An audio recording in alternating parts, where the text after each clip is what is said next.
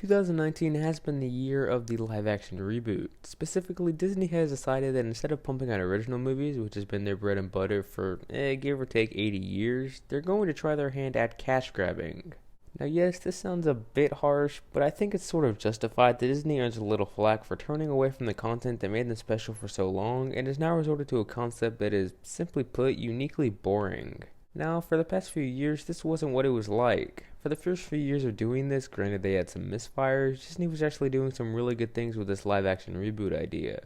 The formula looks something like this. Every few years, the studio would take their time to produce a high-quality rehash of one of their beloved animated films in addition to their original animated content. Whether you say this started all the way back when 101 Dalmatians was taken to the big screen, or as recently as Tim Burton's Alice in Wonderland, there is no denying that this strategy worked. For example, think back to 2016. In April, Disney released The Jungle Book, directed by Happy Hogan himself, and it made a ton of money as well as receiving high praise for its stunning visuals and enhancement of the original story.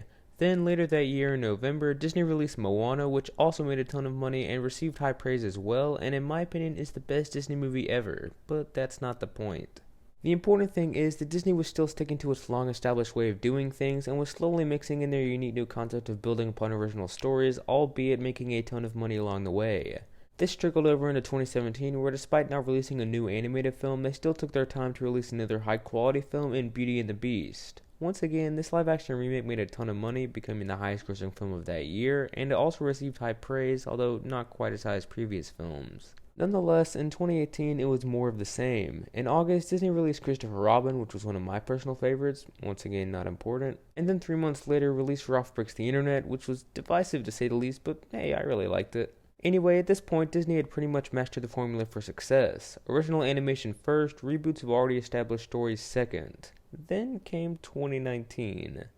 Disney has now initiated their plan to release as many live-action reboots in 1 year than they did in the last 3 years combined. Now, I'm not going to say the result of this sudden ambition was easy to predict, but needless to say, by the time summer rolled around, Disney was ice cold. I know, it is shocking that when they chose to take emphasis off of individual films and instead churn out cash grab after cash grab, that the films could possibly turn out a little bland. But, surprise surprise, that's exactly what happened. Dumbo was dreadfully formulaic and was filled with paper-thin characters. Not even a giant CGI elephant flying around or a WWE announcer cameo could save it from itself. Let's get ready for Dumbo! Then came Aladdin, which despite some solid acting and some catchy musical numbers, still felt empty and lacked in the way of, engaging anything. Once again, just a middle-of-the-road attempt at one of Disney's classics. It was starting to look like maybe the next film up in the reboot machine, The Lion King, might not do as well as everyone expected it to. Well, after seeing it myself and being well aware of the opinions of most others that saw it, I can confidently say that The Lion King 2019 was the most disappointing Disney reboot so far. Not necessarily saying it was the worst, because I prefer this to several other films, but unlike almost every other live-action rehash to date, it didn't really do anything new. Let me first get out of the way that this isn't discrediting how well the film was made. The voice acting was mostly great outside of the strange miscasting of Beyonce, and the visuals, well, this was probably the best looking film I've ever seen. Watching the film through, I could have told you all the animals were fake, but if you were to tell me that every single thing down to the smallest blade of grass was CGI, I would have told you were crazy.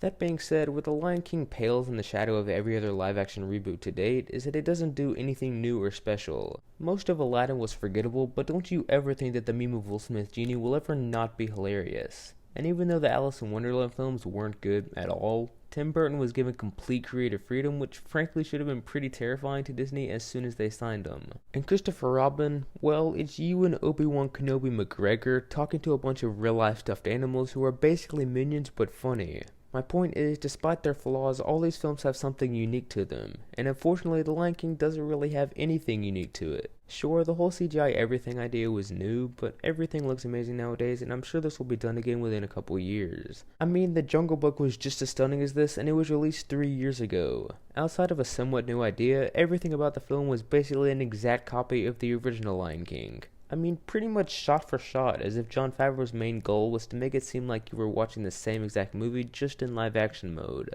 And let's not also forget the fact that by doing this, we now get absolutely none of the unique and distinguishable facial expressions or musical numbers from the first Lion King, because guess what? Real lions don't normally have the same facial expressions and reactions to things as animated lions do. I know, once again, shocking.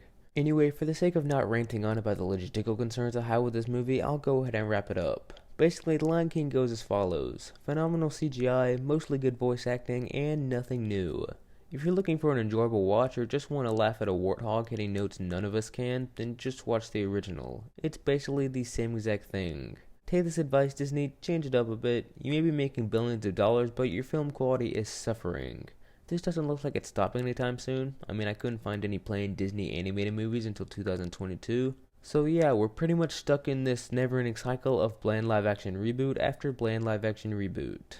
Anyway, thanks so much for watching. If you want to see more of our movie content, then click one of the boxes on the right, and if you want to subscribe so you get notified whenever we upload, then click the icon on the left. Also, make sure to check out our Letterboxd pages. Me and Caleb both have one, and they'll both be linked in the description below. But I think that's all. Thanks so much for watching, have a great day, and I'll see you next time. God bless.